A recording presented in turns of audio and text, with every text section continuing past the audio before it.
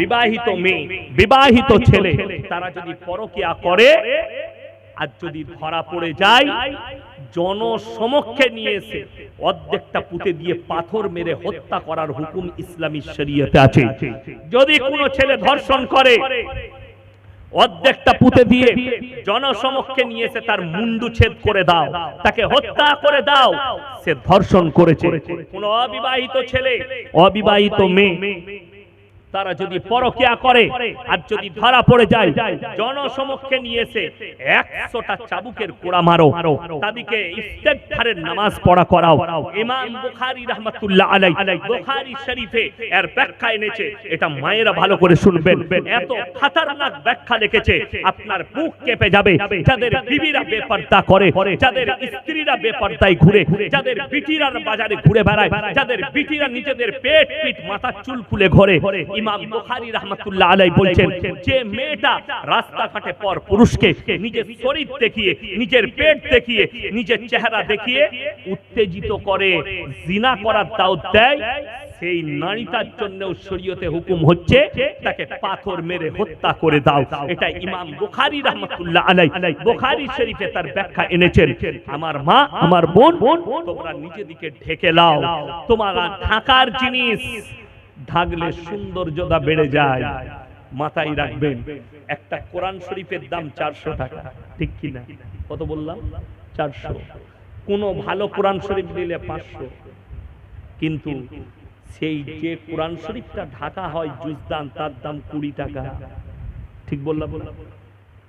যখনই কোরআন শরীফটা ঢেকে দিলেন, জুজদানটার ইজ্জত কোরআনটা সমান হয়ে গেল, ঠিক কি না? কথা বলে হলো না? জুজদানটা সমান। একটা নারীর এত মর্যাদা, তাকে যখন বোরকা দিয়ে ঢেকে দিবেন পর্দা করে, নারীর ইজ্জত আল্লাহর কাছে মর্যাদা অনেক বেড়ে যায়। জোরে বলুন সুবহানাল্লাহ। নারীর ইজ্জত আরো বেড়ে যায়।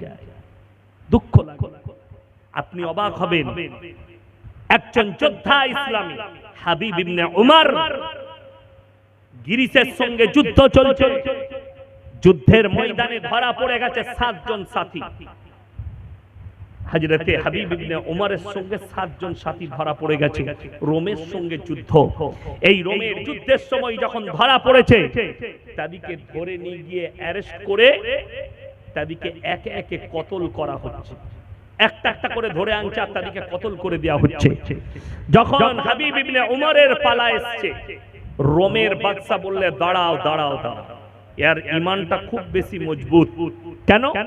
এই হাবিব ইবনে উমর এই 6 জন সাথীকে বলল যে তোমরা চিন্তা করো না, তোমরা ইসলামের জন্য শহীদ হচ্ছ, আল্লাহ তোমাদেরকে জান্নাত দেবে। তাহলে একে যদি তোমরা কতল করো, এ তো জান্নাত পেয়ে যাবে। বলে কি করতে হবে? বলে আমার কাছে বেচে দাও, প্রথমে আমি আর ঈমানকে ধ্বংস করব, তারপরে আমি একে কতল করব। হাবিব ইবনে উমরকে কিনে নিল রোমের বাদশা, তার রাজশাহীতে নিয়ে গিয়ে রাখা হলো। সর্বপ্রথম কি করলো শুনেলেন? তার সামনে যেটা নিয়ে আসা হলো, শুয়োরের মাংস আর একটা গিলাসে মদ। হাবিব ইবনে উমর আল্লাহকে বললেন, আল্লাহ তুমি তো আমার রব, আমি তোমাকে বিশ্বাস করি, আমি উম্মতে মুহাম্মাদি, তুমি আমার ঈমানকে বাঁচাও। তিনি কোন জিনিসটাই হাত দিলেন না। রোমের বাদশার একটা খাবারে হাত লাগাইনি, আমি মরে যাব কিন্তু হাত লাগাবো, এমন অবস্থায় আর একটা কাজ রোমের বাদশা করলো। সে তার সুন্দরী মেয়েকে বলল, শোনো, তুমি নিজেকে উলঙ্গ করে হাবিব ইবনে উমরের সামনে দাঁড়াও, সে যেন তোমাকে দেখে ফিদা হয়ে তোমার সঙ্গে মিলামিশা করে, জিনা করে, তার ঈমান ধ্বংস হবে, আমি ওকে হত্যা করব।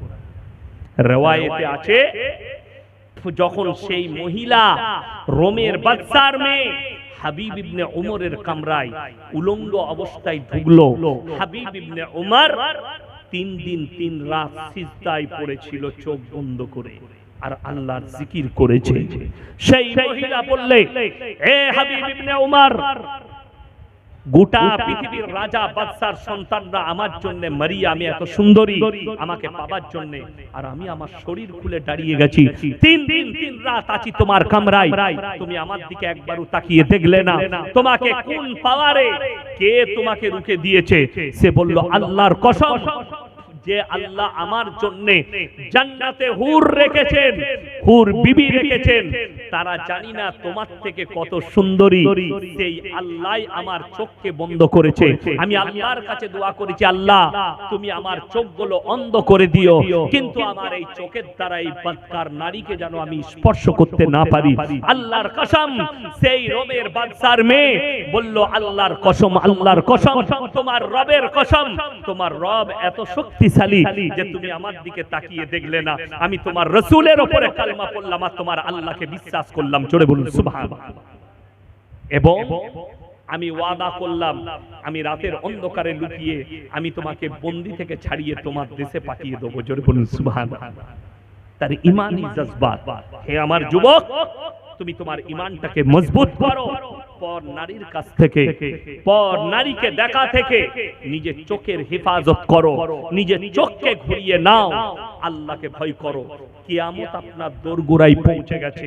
আমি আর পরে লাস্টে বলবো, আপনার জিন্দেগিতে আপনি যতদিন বেঁচে আছেন, দুনিয়াতে বেঁচে থাকতে 3টে সাদকা আপনি করে যান। কটা বললাম? 3টে সাদকা, মারাত্মক সাদকা।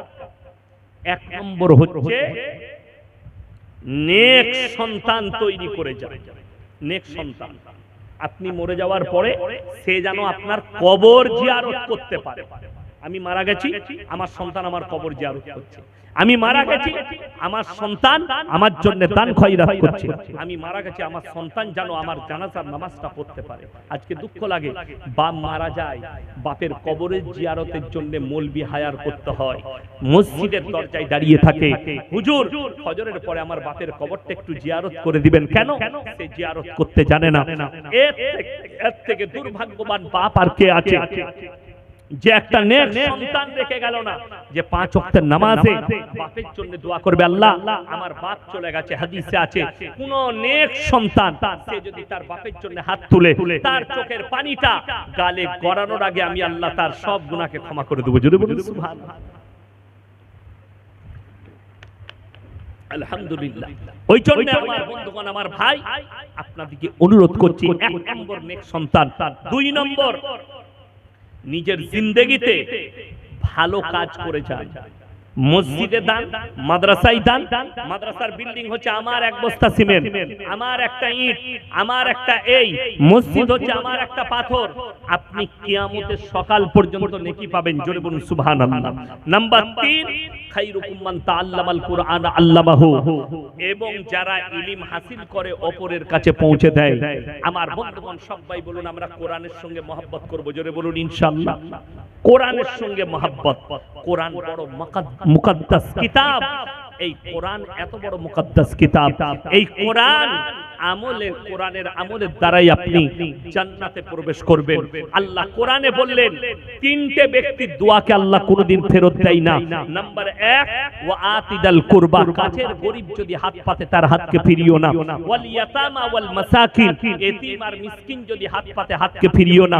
ওয়াবনাস সাবিলি ওয়ালা তুবাদদির তাবদীরা, আর মুসাফির যদি হাত পাতে তার হাতকেও তোমরা ফিরিও না।